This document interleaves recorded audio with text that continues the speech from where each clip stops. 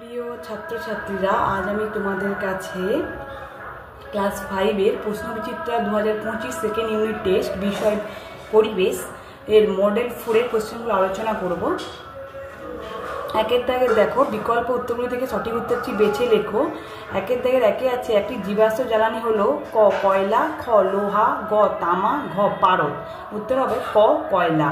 একের দাগে 2 আছে, লেজের ওপর ভর দিয়ে লাফাতে পারে রুই মাছ, কাতলা মাছ, চিতল মাছ, চ্যাং মাছ। উত্তর হবে চ্যাং মাছ।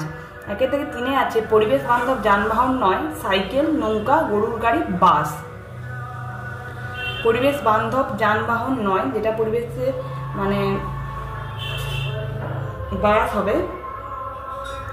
একের দাগে 4 আছে, একটি মুখ্য জোয়ার ও পরবর্তী গৌণ জোয়ারের মধ্যে সময়ের ব্যবধান কত সময়? 6 ঘন্টা 13 মিনিট, 12 ঘন্টা 26 মিনিট, 18 ঘন্টা 39 মিনিট, 24 ঘন্টা 52 মিনিট। উত্তর হবে 12 ঘন্টা 26 মিনিট। একের দাগে 5, সূর্যের কাছের নক্ষত্র হলো প্রক্সিমা সেন্টাউরি, হ্যাডলির অক্ট্যান্ট, ধ্রুবতারা, শুকতারা। উত্তর হবে প্রক্সিমা সেন্টাউরি। 2-এর দাগে ঠিক হলে পাশে সত্য, ভুল হলে পাশে মিথ্যা লিখতে বলছে। 2-এর দাগে 1 আছে, সালোক সংশ্লেষের জন্য প্রয়োজনীয় প্রধান উপাদান হলো সূর্যালোক। এটা হবে ঠিক। 2-এর দাগে 2 আছে, বারুইপুরের পেয়ারা বিখ্যাত। এটা হবে ঠিক। 2-এর দাগে 3 আছে, কৃষি বান্ধব পতঙ্গ হলো মৌমাছি। এটা ভুল। 2-এর দাগে 4 আছে, শাখা প্রশাখাযুক্ত গাছ হলো তাল গাছ। এটা হবে ভুল। 2-এর দাগে 5 আছে, 1853 সালে হাওড়া থেকে হুগলি পর্যন্ত প্রথম রেল চালু হয়। এটা হবে ঠিক। 3-এর দাগের 1 আছে, দেখো সৌরবিদ্যুৎ কি ধরনের শক্তি? উত্তর হবে অপ্রচলিত। 3-এর দাগে 2 আছে, পৃথিবীর কক্ষপথের আকৃতি কিরূপ? উত্তর হবে ডিম্বাকার। 3-এর দাগে 3 আছে, কোন শিক্ষার্থী জীবনে প্রতিষ্ঠিত হয়? উত্তর হবে প্রকৃত শিক্ষার্থী। 3-এর দাগে 4 আছে, পথের পাঁচালী বইটি কার লেখা? উত্তর হবে বিভূতিভূষণ বন্দ্যোপাধ্যায়ের।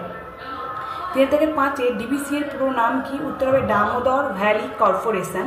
3-এর দাগে 6 তৃষ্ণার্ত ফসল কাকে বলা হয়? উত্তর হবে ধানকে। 3-এর দাগে 7 গম কোন ঋতুতে চাষ করা হয়? উত্তর হবে শীতকালে। 4-এর দাগে বাম পক্ষ ডান পক্ষ মেলাও। কলকাতার প্রথম রিক্সা আসে, এটা হবে 1900 সালে। ভারতে প্রথম রেল চালু হয়, এটা হবে 1853 সালে। তারপরে দেখো, কলকাতার মানুষ বোয়া রিক্সা চালু হয় কত সালে? এটার সঙ্গে মিলবে হচ্ছে 1914 সালে।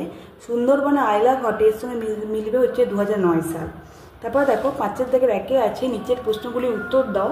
এটা দেখো, ভূমিকম্প সৃষ্টির 4টি কারণ দেখো, যেটা আমি তোমাদেরকে দেখিয়ে দেব। ভূমিকম্প সৃষ্টির 4টি কারণ, যেটা আমি তোমাদেরকে দেখিয়ে দেবো। এই যে রায় মার্টিনের সহায়িকায় পরিবেশে পেজ নাম্বার 301-এ দেখো ভূমিকম্প সৃষ্টির 2টি কারণ আছে। ঠিক আছে, এটা লিখবে অবশ্যই। ঠিক আছে, তারপরে দেখো 5-এর দাগের 2 আছে, জলচক্র বলতে কি বোঝো? যেটা আমি তোমাদেরকে দেখিয়ে দেবো। রায় মার্টিনের সহায়িকাতেই পেজ নাম্বার 257-তে এই যে দেখো নিচে আছে, সবার নিচে জলচক্র বলতে কি বোঝো, এটা লেখার সঙ্গে সঙ্গে অবশ্যই কিন্তু ছবি দিতে হবে।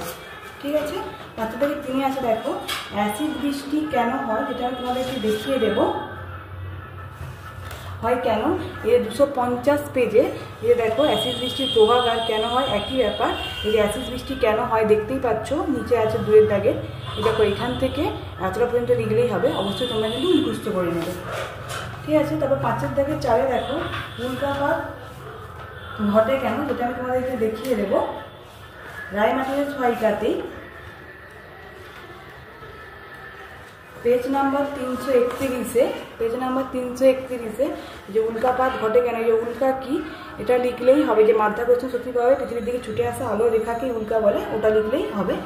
ঠিক আছে, তারপরে দেখো চন্দ্রগ্রহণ ও সূর্যগ্রহণ কিভাবে ঘটে, যেটা আমি তোমাদেরকে দেখিয়ে দেবো। রায় মার্টিনের সহায়িকাতে পেজ নাম্বার 315-তে দেখো চন্দ্রগ্রহণ কাকে কেন হয়, যে এখান থেকে এতটা পর্যন্ত লিখলে হবে। আর দেখো সূর্যগ্রহণ কীভাবে ঘটে সেটা আমি তোমাদেরকে দেখিয়ে দেবো। দেখো সূর্যগ্রহণ কি, এটা আছে রায় মার্টিনের সহায়িকাতে পেজ নাম্বার 310। এই যে সূর্যগ্রহণ কীভাবে হয়, এখান থেকে এতটা লিখলেই হবে। অবশ্যই তোমরা কিন্তু মুখস্থ করে নেবে। তোমাদের যদি আমার এই চ্যানেলটা ভালো লেগে থাকে, অবশ্যই লাইক কমেন্ট আর বেশি বেশি করে শেয়ার করে দেবে, যাতে অন্যান্য বন্ধুদেরও আমার চ্যানেলটা আগে দেখতে পায়। আর অবশ্যই আমার ভিডিওগুলো আগে পাওয়ার জন্য অবশ্যই কিন্তু তোমরা সাবস্ক্রাইব করে রাখবে। আজকে হয়তো একটু অসুবিধা হবে, কারণ আমাদের এদিকে চারিদিকেই একটু মাইক বাজছে স্বাধীনতা দিবস উপলক্ষে, সেই কারণে হয়তো একটু আমার কথার সাথে সাথে হয়তো গানগুলোরও আওয়াজ পাবে তোমরা। তাই কিছু মনে করবে না। ধন্যবাদ।